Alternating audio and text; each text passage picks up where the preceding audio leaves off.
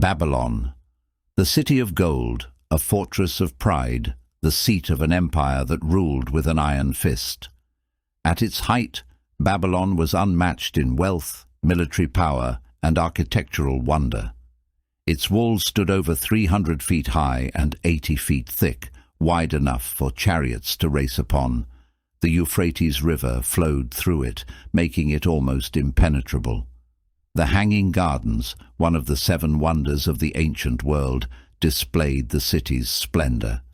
And at the heart of it all was King Belshazzar, the ruler who sat upon the throne of what seemed to be an eternal empire. But Babylon had a history of defying God. Decades earlier, Nebuchadnezzar, Belshazzar's grandfather, had destroyed Jerusalem, razed Solomon's temple to the ground, and taken the Israelites into captivity. God had humbled Nebuchadnezzar, driving him to madness until he recognized the one true God. Yet, in his arrogance, Belshazzar did not learn from history. Instead, he mocked the God of Israel. One fateful night, as the Medes and Persians camped outside Babylon, Belshazzar threw a great feast. He gathered 1,000 of his nobles, his wives, and his concubines into his grand hall. The golden lamps flickered in the shadows, illuminating lavish tapestries, silver goblets, and tables overflowing with the finest food. The king, already intoxicated, sought to entertain himself further. In a bold act of defiance, he ordered the sacred vessels from the Temple of Jerusalem to be brought before him. These golden cups, once used in the worship of Yahweh, were now desecrated as Belshazzar and his guests drank wine from them, toasting the gods of gold, silver, bronze, iron, wood, and stone. It was a moment of supreme arrogance, a king reveling in blasphemy, believing himself untouchable. But in that very instant, a hand appeared, hovering over the wall of the palace, a mysterious divine hand, writing in a language none of the wise men of Babylon could decipher. The room fell into an eerie silence. The king, once full of bravado, now trembled in fear.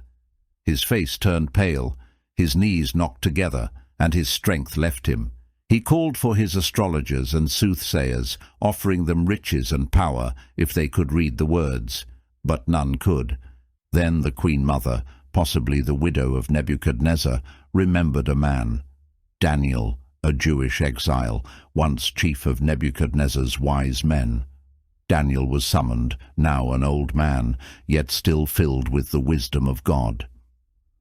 As he stood before Belshazzar, there was no flattery in his words. He reminded the king of his grandfather Nebuchadnezzar's rise and fall, of how God had humbled him until he acknowledged the sovereignty of the Most High. But Belshazzar had not humbled himself. Instead, he had lifted himself up against the Lord of heaven. Then Daniel read the words, MENE, MENE, TEKEL, UPHARSIN. The message was clear. MENE, God has numbered your kingdom and brought it to an end. TEKEL, you have been weighed in the balances and found wanting. UPHARSIN, your kingdom is divided and given to the Medes and Persians. That very night, as the revelers continued their drunken celebration, the unthinkable happened. The walls of Babylon, so strong and mighty, were breached. The Persians, under King Cyrus, had diverted the Euphrates River, lowering the water level and allowing his troops to march into the city through the riverbed. The guards, drunk and unaware, offered no resistance. Belshazzar was slain, and the once great empire of Babylon fell in a single night. The story of the writing on the wall is more than just an ancient tale. It is a warning to nations, to leaders, to all who lift themselves against God. Babylon thought itself invincible. It believed its walls, wealth, and power would protect it forever. But God had already decreed its fall. The same message echoes throughout history. Empires rise and fall, kings and rulers come and go, but God remains sovereign over all. When nations mock God, defy his commands, and revel in sin, judgment is never far behind. Rome, once the mightiest empire on earth, crumbled under corruption and moral decay. France, during the French Revolution, outlawed Christianity, declaring reason to be the only God, and soon blood ran through its streets. Even today, many nations, once founded on Christian principles, now remove God from their laws, schools, and culture, mocking him just as Belshazzar did. The writing is on the wall.